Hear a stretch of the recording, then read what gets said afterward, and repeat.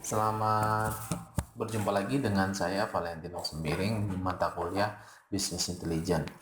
Nah, pada pertemuan kali ini kita akan mencoba bagaimana mengambil data dan akan mengolahnya terhadap software Bisnis Intelligence.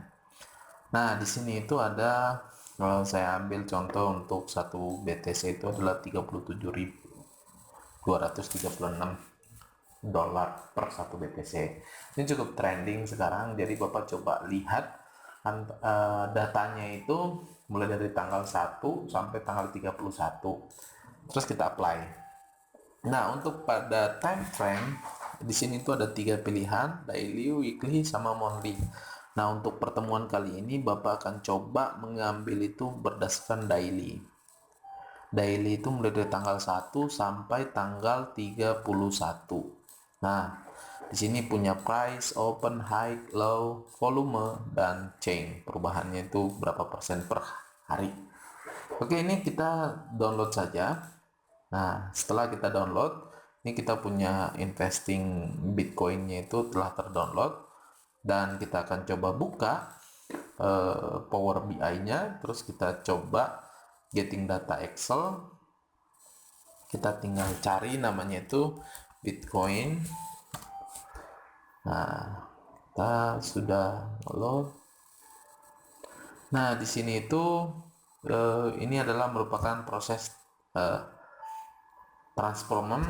Kalau misalnya kita mau melakukan transform data itu, kita bisa langsung transform data, yang mana kita pernah belajar namanya itu ETL, extract, transform, loading. Di sini kita akan melakukan transform itu. Di tahapan ini kita bisa melakukan editing apapun itu kita bisa lakukan. Untuk merubah data-data kita bisa coba rubah di sini. Nah, ketika ada pertanyaan kapan melakukan editing pada proses tahapan ETL, yaitu pas waktu di transform, kita bisa lakukan transform. Nah, apabila kita sudah melakukan transform dan yakin itu sudah dilakukan transform, kita langsung close and apply. Nah, ketika kita sudah melakukan close apply, data akan di load terhadap sistem dan data sudah ada di sebelah kanan. Ini ada dua ini. Kita pakai satu aja lah. Kita lihat. Satu aja.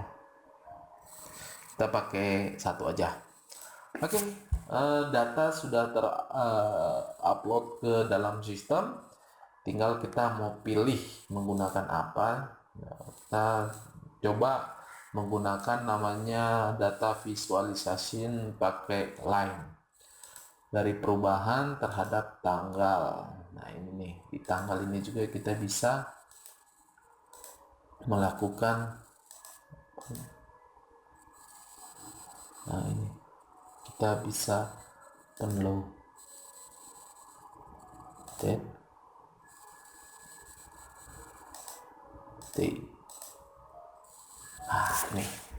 kita bisa lihat ini perubahannya itu sampai hari berapa per volume, open, low, volume, price, dan nah, berarti dari tanggal 1 dia ada pergerakan. Nah, di tanggal 15 nih. Di tanggal 15 mulai ada fluktuasi yang cukup signifikan nih perubahannya. Nah, di sini mah tidak ada masalah. Nah, di tanggal 15-an sampai tanggal 30 ada perubahan. Kalau misalnya perubahannya cukup signifikan nih, ada 10 ribuan nih proses transaksinya. Coba kita ini, nah ini nih, terhadap harga open. Tapi kalau misalnya kita lihat dari perubahan per hari, itu ada perubahannya itu ketika di open. Nah kan kelihatan nih di tanggal 15 itu udah melakukan ada perubahan yang cukup signifikan terhadap mata uang Bitcoin ini.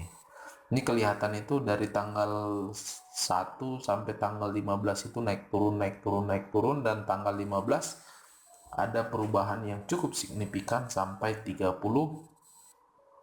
ribuan. Nah, tuh. Dan begitu kita lihat juga terhadap perubahan ininya juga itu ada naik turunnya itu perubahan dari 0 minus minus naik minus lagi naik lagi. Nah, ini fluktuasi untuk perubahannya. Tapi kalau misalnya kita lihat terhadap volumenya tidak bisa high. Nah, ini nih terhadap perubahan ini kan sangat sedikit sekali perubahannya. Tapi kalau misalnya terhadap tertingginya itu, harga tertingginya itu memang ya betul. Tapi kalau harga tertinggi terhadap harga open itu selalu mengikuti, dan juga harga terhadap ini juga itu selalu mengikuti. Nah, harga open sama harga ini tuh sangat mengikuti lah. Nah, bagaimana kalau kita menggunakan harga ini itu terhadap pie chart gitu. Pie chart itu, nah ini bedanya pie chart itu, jadi kita lihat itu lebih enak melihat grafik lain terhadap pie chart.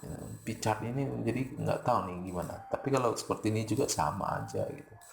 Nah, kalau kita menggunakan line dan cluster itu juga kurang kelihatan, atau kita mau buatin starter plot juga itu kurang kelihatan. Jadi yang mudah dimengerti itu coba kita yang mudah dimengerti itu adalah line. Line ini cukup signifikan kelihatannya. Nah, jadi itu salah satu contoh untuk bagaimana pemilihan grafik. Nah, kita udah melakukan upload data menggunakan Excel ke dalam Power BI. Sekarang kita juga udah mengetahui bagaimana pemilihan grafik, mana yang tepat. Jangan juga menggunakan seperti ini juga. Nah, ini kurang jelas juga ini apa maksudnya, jadi ambigu.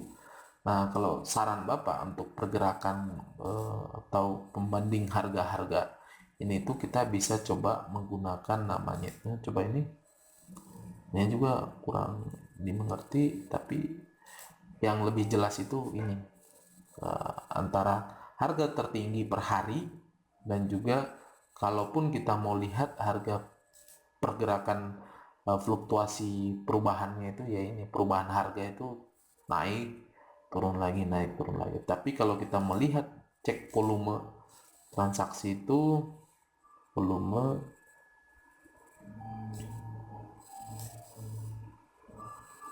coba kita buatin di sini,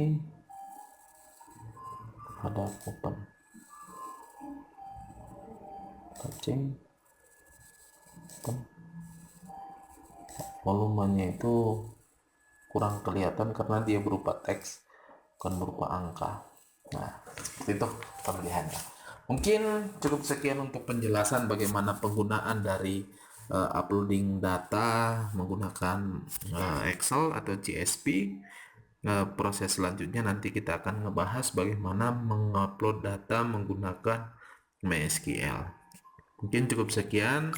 Terima kasih.